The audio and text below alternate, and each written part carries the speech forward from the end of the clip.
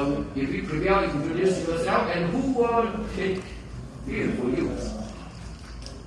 Okay, thank you. Okay, get started. Hello everyone, we are group 9. My name is Sophia. Yes, welcome. My name is Mariano. My name is Shane. The second, who is your name? Welcome. Welcome. Yes. 公众 Welcome, 周仲龙。阮明玉 welcome. Where is Huang Qi? Are you? Yes. Okay, you are Huang Qi. Yes. Okay, thank you. Welcome. Today our group will present the difference between government and state.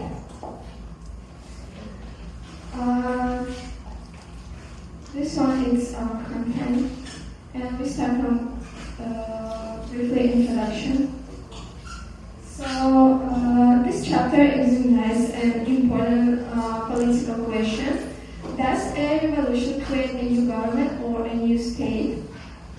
The author argues that the two concepts are inherently different. A revolution may replace one government with another without creating a new country.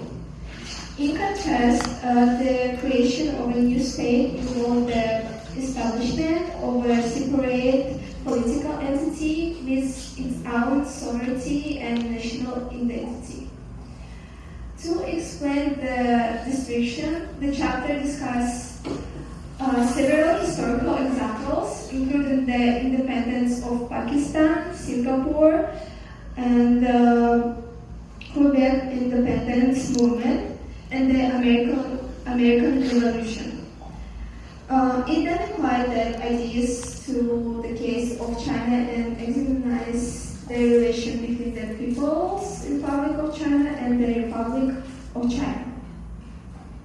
And in my part, I will focus on the difference between establishment a new government and establishment a new state, which several as a foundation for understanding the rest of the chapter. According to the author, revolutions can have two different goals. The first is to establish a new government by replacing the existing rules. The second is to establish a new state, which is often called a nation-building movement. These two objectives are fundamentally different. When people seek to create a new state, they clearly aim for independence and the creation of a separate political entity. They do not simply want to replace their current government. The author provides several examples. Pakistan's independence movement did not seek to become the new government of India. Instead, it aimed to separate from India and establish an independent state. Similarly, Singapore did not attempt to replace the Malaysian government when it separated from Malaysia. Its goal was to become an independent country. Another example is Quebec in Canada. Even so, some Quebec independent supports were offered opportunities to participate in the Canadian federal government. They continue to pursue independence because their objective was not political power within Canada, but the creation of a separate state. The author also refers to the American Revolution. The American colonists did not try to take control of the British government. Instead, they sought independence from Great Britain and the establishment of a new government, new sovereign state. Therefore, the key difference is clear. Establishment of a new government changes who governs a country, while establishing a new state creates an entirely new political entity. Understanding this distinction is essential for analyzing revolutionary movements and question of national sovereignty. Thank Thank you.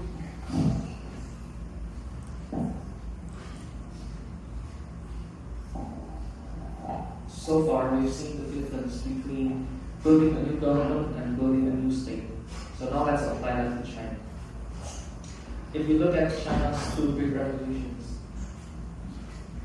Sun Yat-sen's nationalist revolution and Mao's communist revolution, both of them were about replacing a government, not creating a new country. Sun's revolution set out to overthrow the corrupt Qing dynasty and rule China in its place. It was a new regime, but the same country, which is China. The Communist Revolution was the same logic. The CCP never asked to break away from China, never declared it was founding a new nation, and never wanted two Chinas to exist side by side. And the clearest proof is the date on this slide. On the 1st of October 1949, Mao stood at Tiananmen and announced that the government had been established, the Central People's Government. Not a new country, but a government. That word choice matters, and it's the whole point of this section. And if neither side was building a new country, what was the ROC and the PRC conflict actually about? It was an internal contest, a civil war over who governs the one country called China, which both sides claiming to be the one legitimate government. I think this is captured in the old phrase, which the legitimate ruler and the usurper cannot coexist. And that's really just the one China principle in old language. There can only be one China and only one rightful government of it. And that's why the fight plays out the way it goes diplomatically. Under one country, two governments, the two sides can only compete over the conditions. If the Beijing is the legitimate government, then Taipei's ROC is not, and vice versa.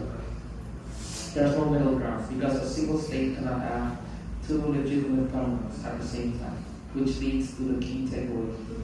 Peaceful coexistence of two governments is impossible, unless the two sides actually become two separate states. And that's the question the rest of our representation will go. Thank you. So let's move to the part where we ask the core question of this presentation. So framing, the central question here is, did 1945 establish a new state or simply a new government? The book points out that most people are genuinely unclear of this distinction, and it matters because these two things carry completely different legal consequences. A revolution that produces a new government is very different from one that produces a new state. What the book calls a national building movement for the new state. First, let's examine the opposing view, the argument that the PRC is indeed a new state. Some might assume that because the PRC represents such a radical transformation, new ideology, new system, new leadership, it must be a new state. This is the intuitive view and it's worth taking seriously. But when we look at the actual evidence, this argument doesn't hold. Argument against not a new state. Now here's where the source gives us something really concrete. The book points to Mao's own words on October 1st, 1949. He proclaimed the Central People government is established today, not a new state, a new government.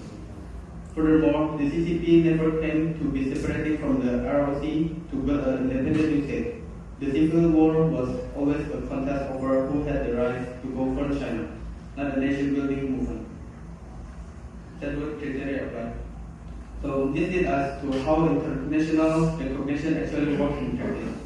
When we look at international recognition, the book argues that recognition given to the ROC from 1912 onward was always government recognition, not state recognition. The word was acknowledging the ROC was legitimate government representing China, not recognizing a brand new state. So when countries switched recognition to the PRC, they were simply recognizing a new change of government. The state China never changed. and then the last part for the ROC complication. And this brings us to perhaps the most politically sensitive implication of the whole argument.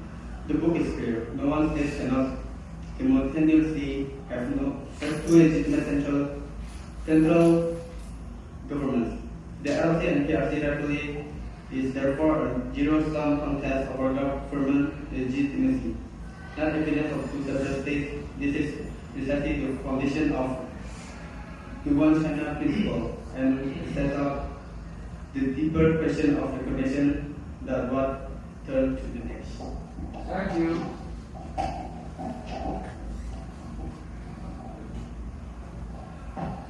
In international law, state recognition is irrevocable. Once a nation is recognized as a sovereign country, that recognition cannot be undone simply because diplomatic ties are broken or emphasis imposed. If the global community had actually given the ROC state recognition after the 1912 revolution, over 100 countries would legally still have recognized the ROC as a state today, but they don't. The reason is that our remaining diplomatic bodies are not recognizing a unique country called Taiwan. They officially view Taipei as a legitimate government of the entire state of China. But no foreign country has granted true state recognition to the ROC as an entirely separated and disconnected from China. This battle over government representation rather than separate statehood. Mao Zedong actually stated in 1965 that he regretted changing country's name to the RC in 1949. He realized that keeping the RC name would have avoided the legal headaches of the UN representation altogether. When the UN Resolution 2750 passed in 1971, the UN did not expel a country, nor did the PRC apply a new state. Instead, Beijing demanded the same credentials of China, a 40-member state, arguing that the Taipei administration was a disparate government that could no longer represent the people. The UN replaced the Taipei representatives with Beijing representatives.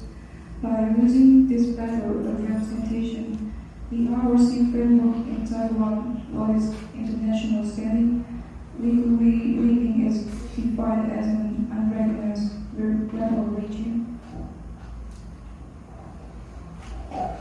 Thank you. Section 6 critiques a timid and hesitant attitude regarding the display of morality. Of life are consistently absent or obscured. The legal argument here is that by agreeing to these omissions, the government implicitly signals to the international community that it accepts an ambiguous non-state status. On one hand, the text makes a valid logical point. Under strict international law, consistency in asserting sovereignty is vital for proper recognition. When an entity accepts being called Chinese Taipei or hides its symbols, it complicates its legal case for a state. But on the other hand, an objective analysis requires us to look at why this happens. The text argues that blaming Beijing's suppression is just an excuse, but in reality, international relations are governed by power dynamics, not just pure legal theory, pragmatism. By utilizing deliberate ambiguity, Taiwan has been able to maintain critical de facto independence, foster robust economic ties, and participate in global bodies like the WTO and the Olympics. If it were to rigidly insist on absolute legal clarity and display state symbols during cross-strait talks, it will likely shut down all channels of communication and drastically increase the risk of military conflict. Therefore, while the text views as a legal failure, can objectively be viewed as a necessary survival mechanism in a highly constrained geopolitical environment.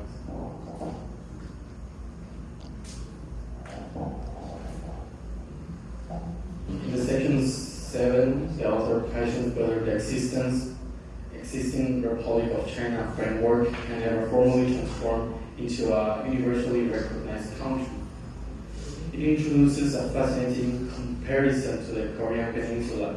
It notes that even though North and South Korea are locked in a deep conflict, when they sit down to negotiate, they do so as formal equals, displaying their respective national flags and using their official state titles. The text argues that because Taiwan does not or can't demand this, some basin of state-to-state parity, the current political system remains legally stalled under the definition of an unresolved political entity. Assessing this chapter, we must evaluate the usefulness of the Korean comparison. Is it an accurate parallel? Legally, yes, both situations involve divided entities resulting from 20th century conflicts. However, geopolitically, the comparison ignores a massive variable, the unique role of the UN veto power and global economic reliance on China. International community recognized both Korea as constituted the major powers during the Cold War. Taiwan faces an entirely different structural barrier in the 21st century. In conclusion, while the text presents a powerful, logical, consistent legal critique, arguing that the true statehood requires an ambiguous, courageous declaration, it ultimately prioritizes the your legal purity over the fact of political survival. Objectively, Taiwan exists in a unique gray area of international law. It possesses all the practical criteria of a state, yet it operates without formal recognition.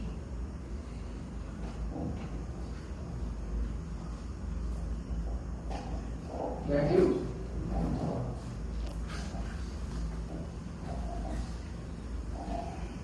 Okay, now we're going to talk about the PRC as a separatist regime. Following the Chinese War, political control was divided between the PRC and the ROC. The PRC governed the mainland China, while ROC remained in Taiwan. Both claimed to represent China, making the issue one of the political authority and international recognition. Understanding this explains the chapter's biggest argument, the RPC and the ROC issue about government authority, representation, and legitimacy, not simply about creating a new state. In 1971, the United Nations transferred China's seat from the Republic of China to People's Republic of China, making PRC the official representative of China in the UN. Okay. In 1971, the United Nations adopted Resolution 2758, which transferred China's seat from Republic of China to the People's Republic of China. As a result, the PRC became the official representative of China in the UN. While the ROC lost its seat, the decision significantly affected international recognition and China's representation in global affairs. The decision greatly increased the PRC's international standing and reduced the ROC's role in international organizations. The dispute between the PRC and ROC moved beyond the Chinese Civil War and became an international issue. The United Nations played a major role in determining which government would represent China globally.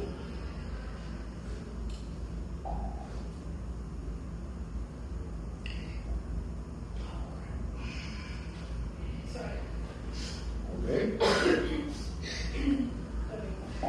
In conclusion,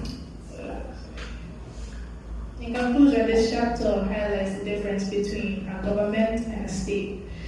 The PRC and ROC emerged as a competing government after the Chinese Civil War, while the United Nations later recognized the PRC as China's representative. These events continued to shape debates about sovereignty, legitimacy, and international recognition today. Okay. Ultimately, the chapter demonstrates the political authority, international recognition, and statehood are closely connected in understanding the relationship between the PRC and the Okay. Finish? Okay, thank you. Okay, so please, invite the 3 students to ask you questions, and then you can assign which student are you going to invite. According to our class, the present students, yes? We check, okay, good, you get it. Not actually, present student.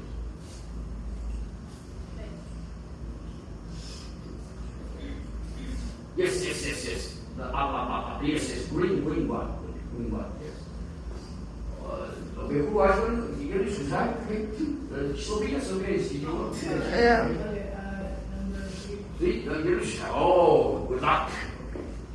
You are fortunate. Excellent. Identify the PPT, yes.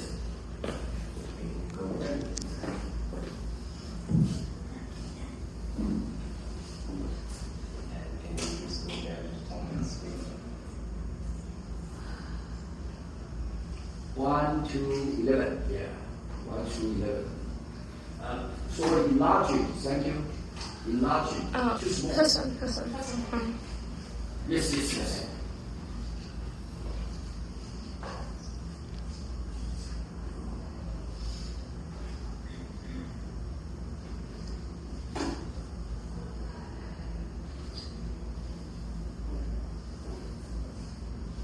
So, as Singapore, we know that there are 2 existing Chinas in the world, and each of them do not recognize each other, right?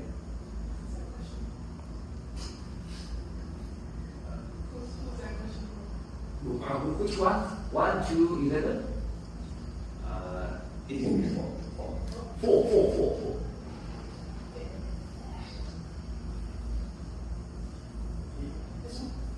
What? Yeah. Okay, good. So, from the point of view of China, after overthrowing the Qing dynasty, they established basically Taiwanese government, and then after that turned to Taiwan, we have basically PRC and People's Republic of China and Republic of China. So, why? I'm just going to ask the question: why don't they recognize each other?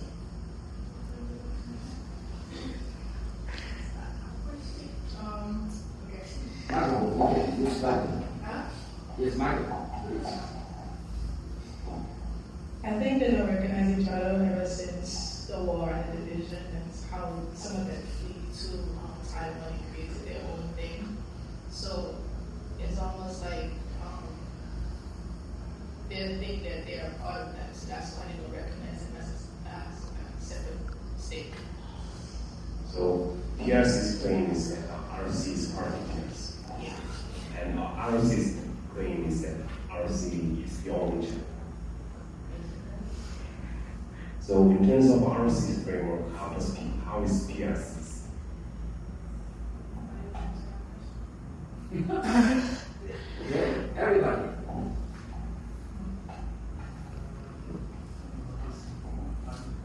Maybe the question one more time, please. Okay, Rami, yes. Because the China was the first one who they want to change the PRC system to the ROC, the ROC to the PRC, to the UN. Thank you. Oh, it's okay? Okay, thank you. Thank you for answering and asking. Okay, begin next. Who are you going to invite? Oh. Wei Ye. Where are you? Wei Ye. Raise your hand. Hey, Wu Shen. Okay, good. You are chosen. Okay. Keep in mind.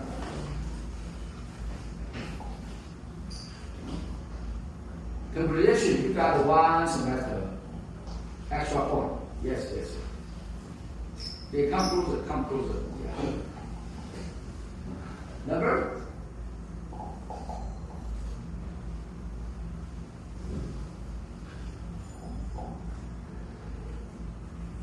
Four. Four again. It's the PRC, a new state.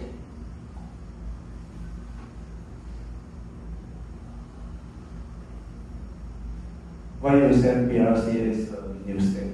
Why you say so? Can you explain it? Just summarize it briefly. Actually, I didn't say it was a new state. It was just a question. Is it a new state? But in the, Can you explain it? So in this, it didn't say that it was a new state. Like, But you said is the PRC is a new state. But that is the statement, right? no, it's a question. Yeah. But the statement is new state. So you need to answer that.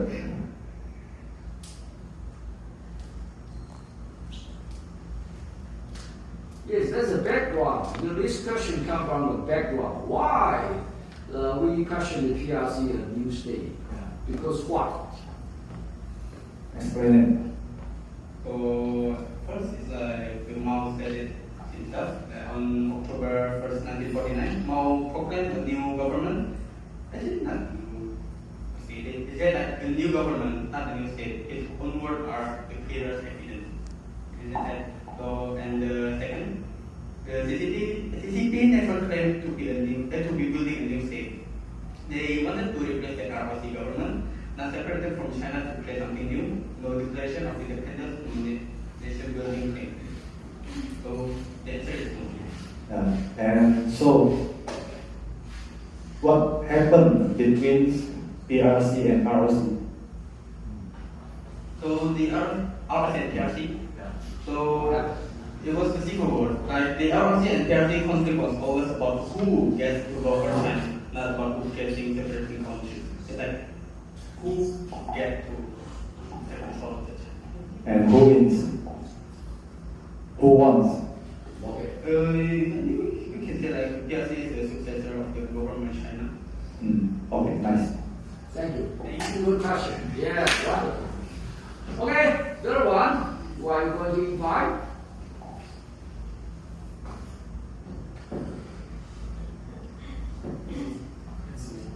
Oh, Wang Jing, you are member. 蒙奎斯，不要有蒙奎斯，赖凯撒不要急。He is not here. 陈玉娜，Are you陈玉娜？You? Okay, wait, please give microphone. Please give to her. Yeah. Thank you.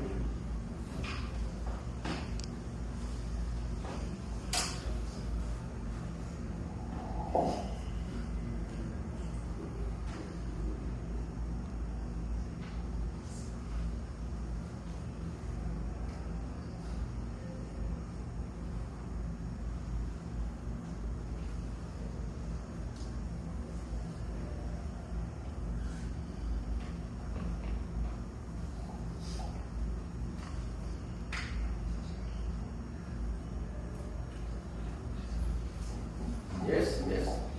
Take your time. No problem. Why is state recognition important? Number, which number?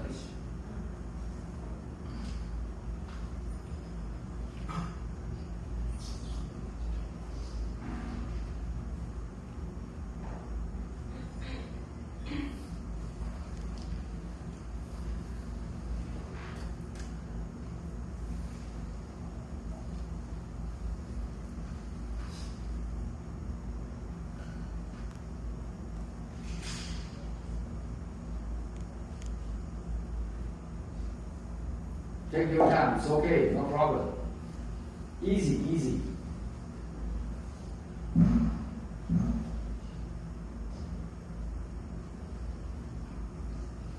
Why is the relationship between the PRC and FOC important in international politics? You mean number 6? Yes. Okay, yes, number 6. Okay. So, who will answer this question? Number 6. You can ask her again. You did not hear very clearly. You can ask her again. Yeah. Can you repeat the question? Why Why is the relationship between PRC and ROC important in international politics? Why so important between the PRC and the ROC? What kind of important relation? It's very good question. Yeah. It's because when Taiwan failed to fit in the better representation, and they wasn't recognized legally by international allies, that they are individuals and separated from China, and as a result, they lost its international standing, legally being defined as an unrecognized rebel regime. It's okay? Okay, good. Thank you. Thank you, Wasi. Okay. Okay, so three, you already, between the PRC and the ROC, there's what kind of, important relationship. Taiwan only have a 23 million population, but mainland China, they have 1.3 billion population. Okay, they are become stronger and stronger. Why Taiwan is so important ever? Because we are democratic, we have the human rights protection. So how to make mainland China just like as Taiwan? They have a human rights protection, they have a democratic system.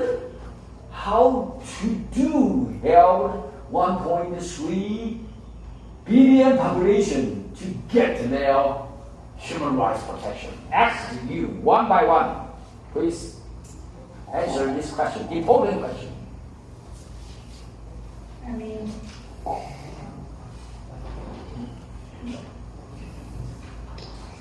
you can give someone human rights, but if they're so conditioned to a particular way,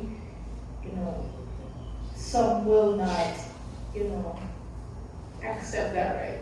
Okay. So maybe nature, just like nature. Yeah, but if you want to, for younger generation, then the government system would have to change. Okay. Yeah. Good. Thank you for your answer. Next. Question is about population. About how to increase, because the country, the country wants to protect the people. That's the main job, main mission for a country. Yeah. Okay, maybe create policies to attract skilled foreign workers, and international students. So it's simplify innovation. Okay, simplify. So your country is Russia, right? Yeah. The Russian government to protect Russian people, right? Yes. Okay, so it's good for Russian people. The Russian government, did they do their duty to protect the Russian people? Increase the benefit of Russian people?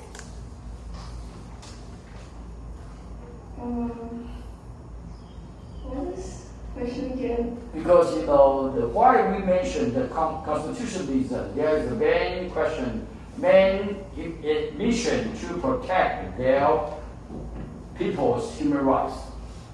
That's the duty for the country, for the government. Okay. So now China is a dictatorship, communist party. So it's very important for Taiwan. It's very important for ROC and the PRC. We have a confliction before civilian war. Why we fight on it? Because the value, democratic value and the human value. That's why we have a conflict between two sides. We want to democratic, they want to dictatorship. We want to human rights, they don't know human rights. No, you must listen to me. I'm the boss. Okay, so that's my question. What do you think about how to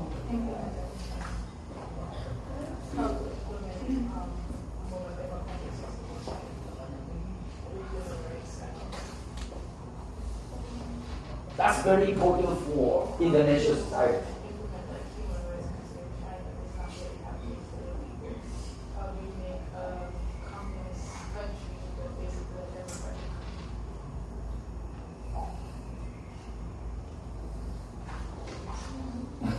One by one. Maybe by international trade pressure, Uh-huh. international political sanction, or maybe something like that, like sanction if you don't protect your people.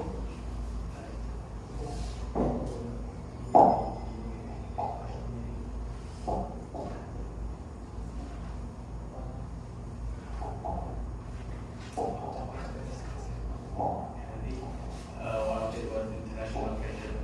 And another countries can say, hey, China, you should care more for the people, protect the people more than what you do now. But then, Okay. You know the CCP. There is a provision under the 1982 PRC Constitution law. Every citizen must follow the leader of CCP. That's a constitutional provision. So there's no other party can interfere PPC policy. We call this regime is a dictatorship, okay? Not democratic. Because under democratic system, every people can build a political party to participate in the political of country. But in China, no way. Only one political party, named the CCP, Chinese Communist Party. It's good for Chinese people. It's good for Taiwan if you occupied by PRC. It's good for Taiwan? No. That's why I ask you this question. How to deal with this situation?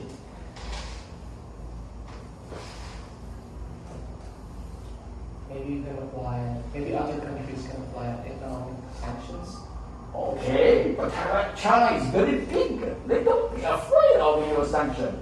But if the whole world gives sanctions and they don't have anybody else to barter to trade, Uh-huh. It's a one way, yeah. yeah, of course they'll be weakened. Yes. Of And course. if they're weakened, then they will not be as brave to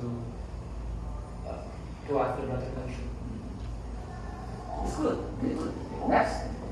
maybe One by one. after that, when the party was weakened, the people can have like a strong civil society and to go against the government. Yes. Okay, good. Okay. Please speak something. Yeah, I think the first step it will be to